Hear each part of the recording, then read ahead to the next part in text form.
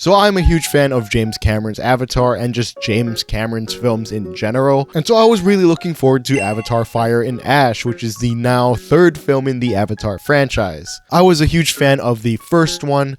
I didn't see it when it came out. I was a little too young for that, but of course I've seen it since its release, and then I saw Way of Water opening night, and I just thought it was something truly special. It does repeat a lot of the same story beats from the first film, but I found it to be a deeply moving, emotional experience, while also showcasing some of the greatest visual effects ever put on screen. I thought the characters were more interesting, I thought the world seemed so much more alive, and James Cameron basically just made a 3-hour and 15-minute hangout film. The movie wants to suck you into the world and culture of Pandora. That movie demands that long length so that when things go down in the third act, you end up caring about what happens. It's one of the best blockbusters in recent years. I left the theater just feeling completely electric. So for me, Avatar Fire and Ash had a lot to live up to, and while I don't think that I loved it as much as Way of Water, I still had a great time with it. This might be the hardest plot synopsis I've ever had to do.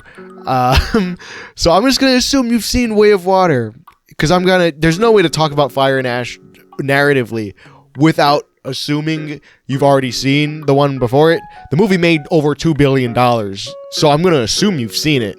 I think that's a very fucking safe assumption.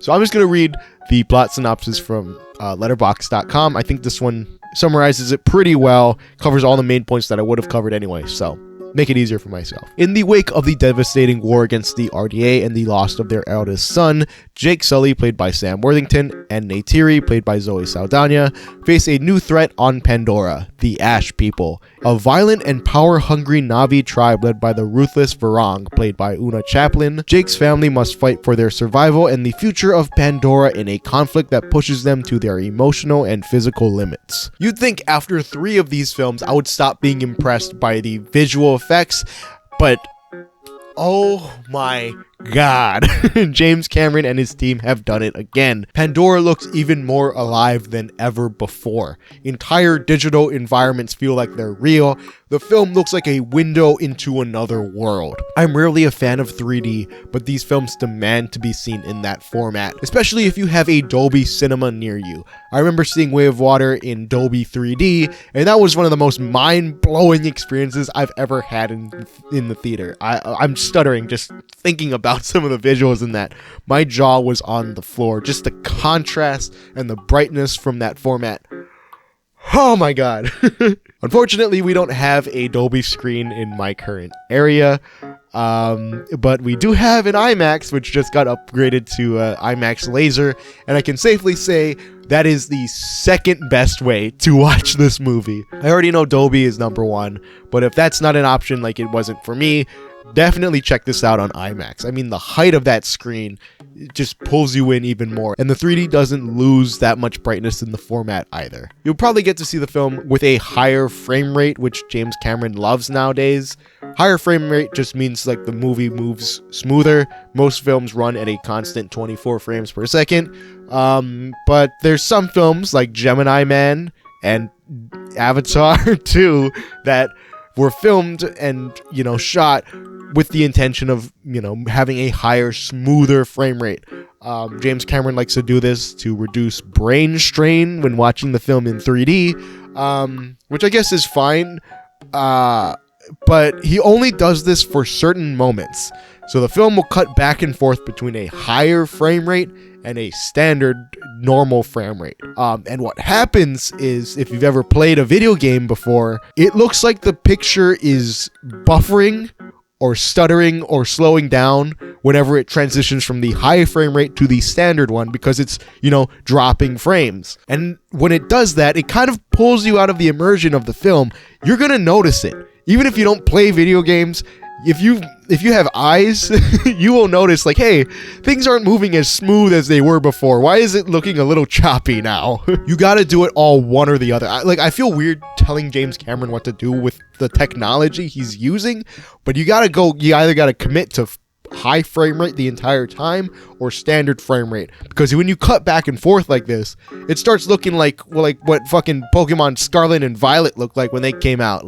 That's not a good thing. That's not a compliment. Oh my god, bro. Oh hell no, man. What the fuck, man? James Cameron is also a master of action sequences, and he cooks once again here. There's a sequence in Way of Water that I think is a perfect example of the importance of the audience's eye line. It's the fight on the boat near the end of the film where Neytiri has just lost her son, and she's just going fucking ape shit on these guys. And if you pay attention to the way that sequence is shot and the way it's edited, every cut, your eyes are exactly already where Cameron wants them to be. So the action and the way it matches between cuts and sticks to where your eyes were in the moment before makes the scene fly. It makes it feel much more intense and fast-paced because there's a smoothness in the edit. You're not spending time adjusting your eyes to find the action. It's happening right in front of you the entire scene.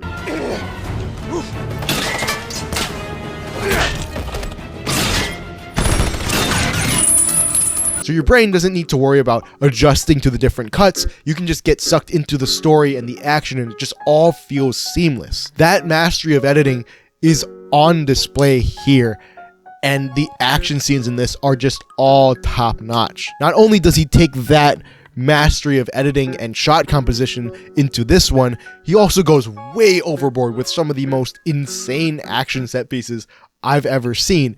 And there's a lot of moving parts in all of these set pieces, but because of the way they're shot and the way that they're edited, it all feels seamless. You never get lost in what's happening. There's a scene that's deeply reminiscent of the trench run scene in the original Star Wars, and while that's happening in the air, there's also a lot of things happening on the ground with a lot of different moving parts, and it cuts back and forth between the two seamlessly. It's just wonderful, intense, nail-biting action that only a true master of action sequences can pull off. These movies continue to be an absolute treat for action movie fans. But I also want to hop off of the technical side because I think this film also gets a lot right in terms of its characters. I thought they had a lot more depth this time around. A central theme of this film is hatred and how anger can consume someone and make them forget who they truly are. Every character deals with anger in some way. Jake is dealing with his own inner rage following the death of his son. Neytiri is dealing with her own anger towards the Sky People and the fact that they live with one. Loak is dealing with his own self-hatred as he blames himself for his brother's death. And the rage that's building inside all of these characters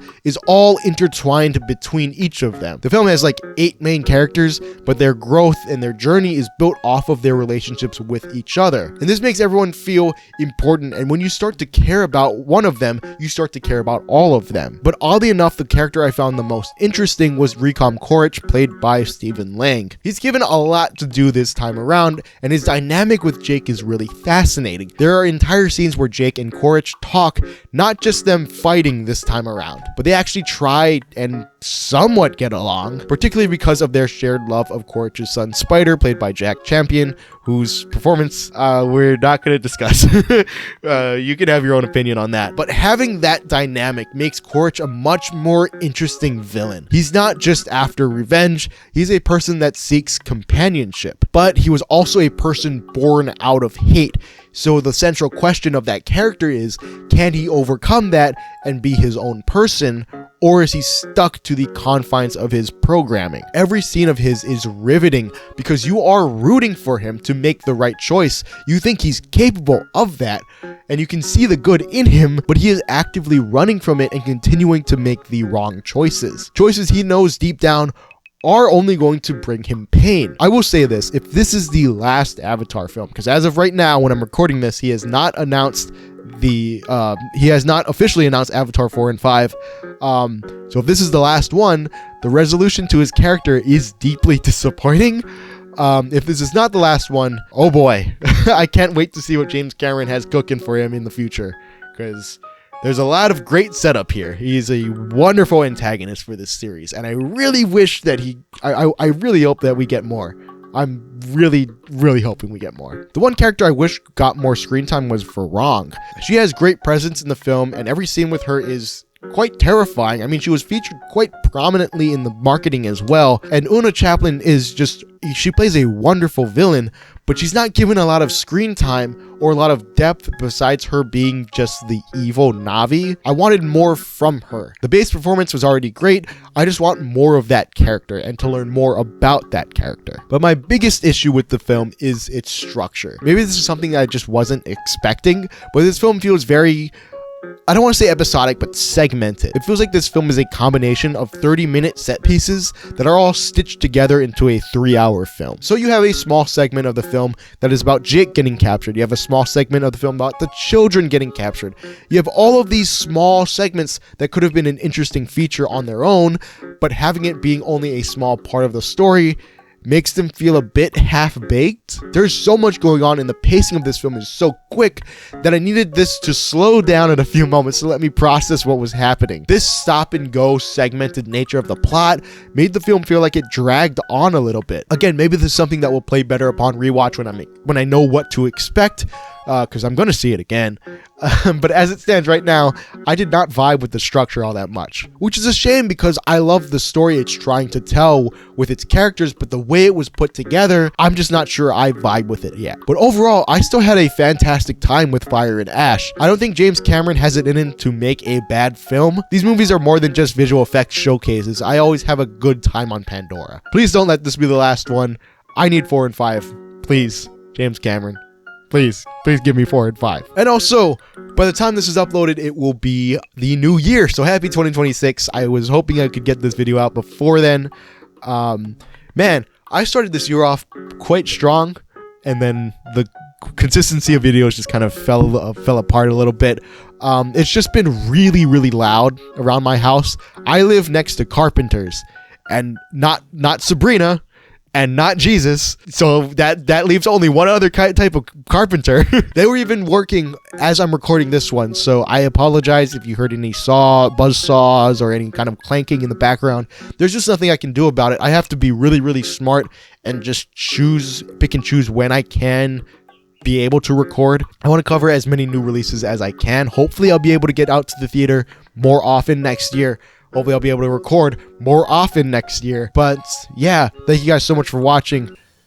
There's the buzzsaw. I don't know if it's getting picked up. If it is, that's what I had to fucking deal with all year. So thank you guys, and I'll see you guys later. Long live cinema.